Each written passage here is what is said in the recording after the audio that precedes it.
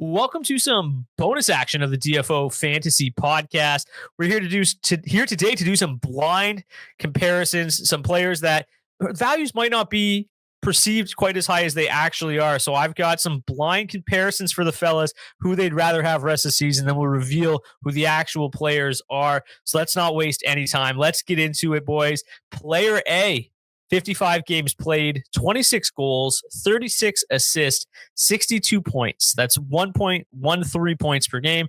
He's got 159 shots. No power play goals, though. 7 power play points, but averages a whopping 21 minutes, 16 seconds time on ice and 12 playoff games during the fantasy hockey playoffs. We're doing playoff weeks 23 through 25 for the playoff games. So that is player A. Player B has played 2 less games, 53 games played, 23 goals, 34 assists for 57 points, slightly lower points per game at 1.08, slightly more shots on goal at 161. He has 8 power play goals, 19 power play points, is playing 1948 time on ice per game, and 11 playoff games. So D, we'll start with you. Rest of the season, would you rather have player A or player B? And bonus points if you can guess who any of these players are. Yeah, it's a tight one. Obviously, just looking at the blind profiles here, I think they both have, things going for them. Player B converting at maybe a slightly more sustainable rate, both with some pretty good shot volume, slightly better on player B. The power play totals is what's really interesting, right?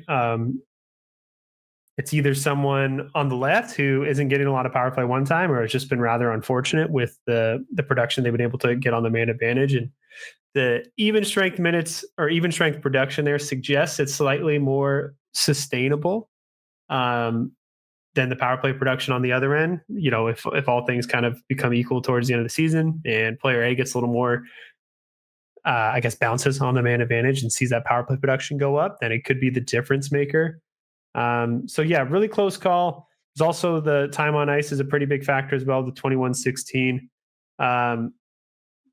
I feel like there's only a few teams that run their forwards that much, which kind of narrows it down. I'm gonna give a slight edge to player A, but I won't be surprised if I regret the decision after, because you like tricking us like that, Brock. Beebs, who are you going with, player A or player B? I thought I'd be a little different by saying player A, but I'm also in player A. So we are the same on this one, and I'm kind of with D there. But with pretty much everything he said, I just expect a little bit more puck luck, especially on the power play. I also have a guess as to who I think this is. One thing though that sold A for me was that average time on ice, that minute and a half extra. If I'm getting that and an extra playoff game in the playoffs, then I am very much laughing. And if this player is who I think it is, you're likely in a playoff position right now because you probably got him deeper in your draft. I think he's playing for Team Canada, and I think it's Brandon Hagel on the left. On the right, I am completely clueless to this one. Someone who likes to fiend on the power play. And I was thinking Konechny. But if we have 2 Canadian players going at it here, that'd be pretty cool. So that's my guess. But I'll go A player over B, just strictly on that time of ice going forward. D, any final thoughts? I was thinking Tampa as well. The power plays are pretty good this year, so the lack of power play production didn't make a lot of sense. But obviously the other team that comes to mind when you're thinking of forwards that get that much run would be the Avalanche. Yeah. But I don't think that matches up with Netjaz's profile unless we're only looking at his time on ice after he's been traded to Colorado. So I think Hagel's probably a good guess. I would have just expected more power play production there. You would be right that it is Brandon Hagel as player A, and I cannot believe he has no power play goals. He's been on or around power play 1 a lot of the season. Is pretty surprising to see no power play goals. Player B, not in the 4 nations because he's Russian. It is Artemi Panarin. Oof. So pretty surprising how good of a season Brandon Hagel has had, because Panarin's numbers aren't terrible. They're, down a little bit. Obviously, the offense in New York hasn't been quite as good, but, I still don't know if Brandon Hagel necessarily carries that name value. And if you can get, this production for a little bit cheaper heading towards the deadline, I think he's a player that I'd be looking to move, to try to move forward because, 21 minutes, 16 seconds time on ice. You guys both prefer Brandon Hagel over Artemi Panarin rest of season. Mark it down. Number 2, player A got 55 games played. He scored 19 goals with 21 assists. That's That's 40 points, 0.73 points per game. He has 183 shots on goal, 3 power play goals, 14 power play points, and averages nearly 19 minutes time on ice. In the playoff weeks 23 through 25, he has 12 playoff games. Player B has missed some time, just 48 games played, but 21 goals, 24 assists for 45 points, 0.94 points per game. About 50 fewer shots, though, 131 shots on goal. More power play goals, 8 power play goals, but less power play points. Has averaged 18 minutes, 19 seconds time on ice so far this season. Beebs, we'll start with you on this one. Player A or player B? Ooh, this is a close one yet again. Very nice comparisons, Brock. You've been doing the hard work making these up, and you love to see it. Player A, obviously 52 more shots on net, but he has 7 more games played. With that said, he is shooting a lot more, so we do love to see that. The 16% shooting percentage on player B. We always talk about how stuff like that usually doesn't stick around, but he's been doing it all year, and he's doing it on the power play. If it came down to it, though, if we're talking rest of year, B's been injured or missed a couple games, so I'd go player A here, and obviously not off the injury designation. For me, it's just the shots on goal and the overall power play production. I just kind of like that a little bit more. They kind of are a bit of a wash point wise. It just seems like player A has had some bad luck, and I'll bank on those extra numbers and winning a couple more categories, him getting hot, some of those pucks going on net as we head into the playoffs. My guess is that one of these is Drake Batherson. That's my only name that kind of came across my head.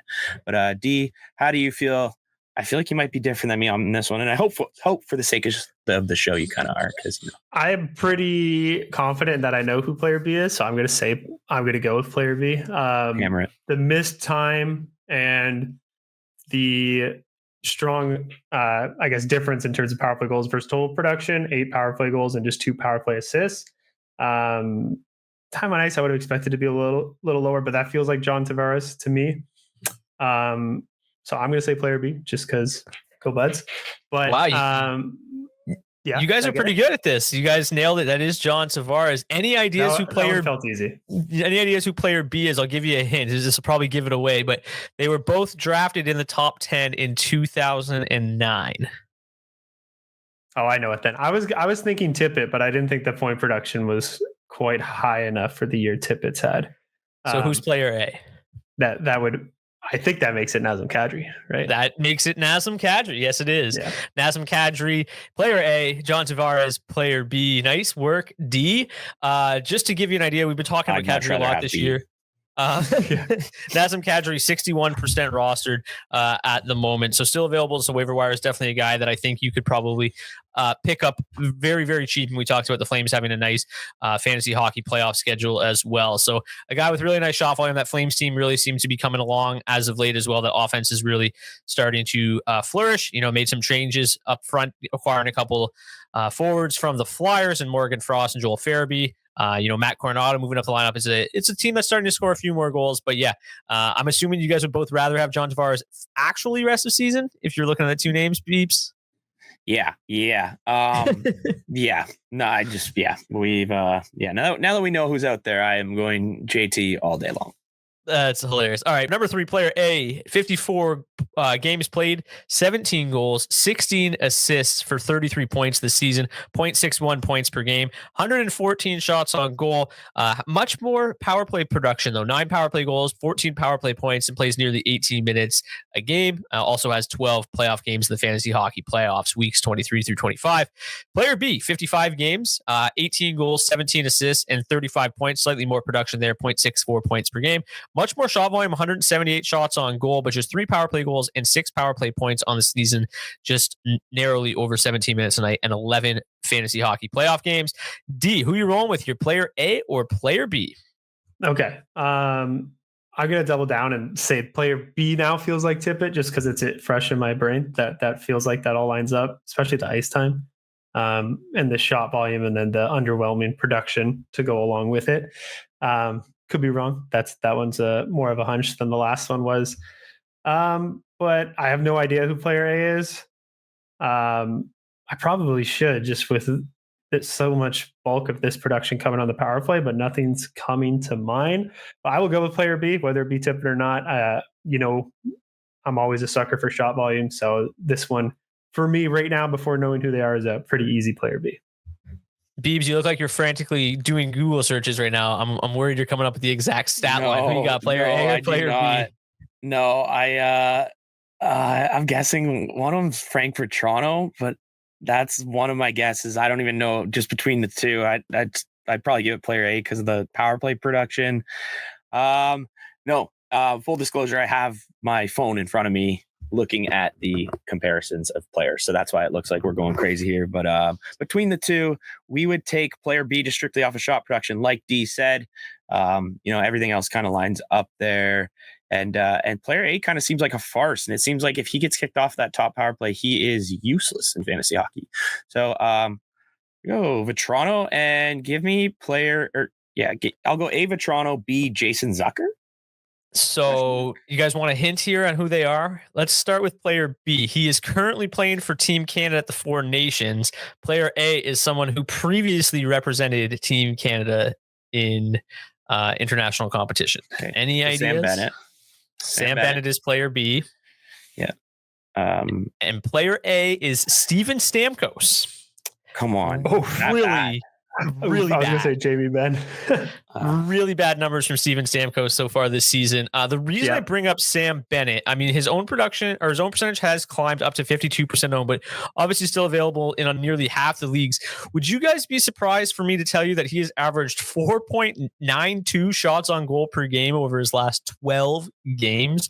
He has 59 shots on goal in his last 12 games. Just unbelievable shot volume, and riding next to Matthew Tkachuk for seemingly the entirety of the rest of the season. I think Sam Bennett is kind of an interesting name on the waiver wire, but also shedding some light on just how bad things have been for Steven Stamkos in Nashville.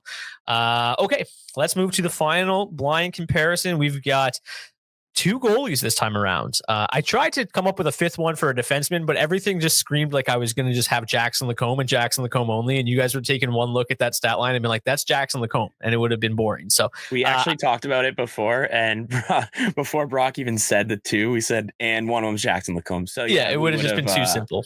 Especially with the way we're sniping today, because we're shooting like a good 20% here. So, you bump that up to 30. You guys are buzzing right now. All right, player A, he has started 36 games, 19 wins, 14 losses, 3 overtime losses. He has a 249 goals against average, a 915 save percentage, 1 shutout, 20.4 goals saved above expected. Now, his team rates in front of him, because we always talk about goaltending, is a team game for the most part in fantasy hockey. His team is averaging 2.67 expected goals for per 60 and 3.21 expected goals against per 60 in all situations, 12 playoff games during weeks 23 through 25. Player B has started 3 more games, 39 games. He's got 1 more win, 20 wins. He's 16-4 with a 269 goals against average, a 907 save percentage, 3 shutouts, only 7.9 goals saved above expected. But his team, a little bit better offensively and defensively, 2.93 expected goals for per 60 and 2.83 expected goals against per 60 and 1 extra playoff game. Beebs, who are you rolling with here? Player A or goalie A or goalie B? We're going to go goalie B on this one. Strictly the fact their team scores more goals and they give up less chances. So I like that in the long run. I also like one more playoff game on the on the tablet here. The save percentage and the goals against are obviously worse, but they're not that much worse. And to have one more win for player B, I would hope that he's going to start a few more games and hopefully win a few more games once those playoffs come around. So this one was very, very tight. But I would have to go player B, even though player A's goals saved above expectancy is just insane at 20.4. He's having a year, whoever player A is, I'll tell you that. And it's kind of making me mad that I can't think of who A is. At first I thought Vejmelka maybe by that save percentage, but the wins just don't line up. Player B, I think, is my boy Mackenzie Blackwood, potentially.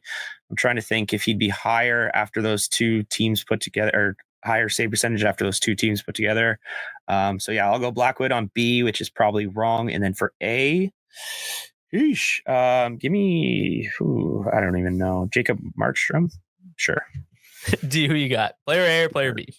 I'm going to go player A because I feel good about this guess. I'm pretty sure it's Joey Decord.